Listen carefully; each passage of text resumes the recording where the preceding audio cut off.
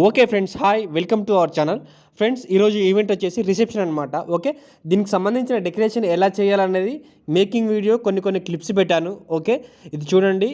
మీకేమైనా డెకరేషన్స్ అవసరం ఉంటే, లేదంటే డెకరేషన్ సంబంధించిన ఏమైనా ఇన్ఫర్మేషన్ కావాలనుకుంటే మమ్మల్ని కన్సల్ట్ అవ్వండి. మేము కంపల్సరీ రెస్పాండ్ అవుతాం.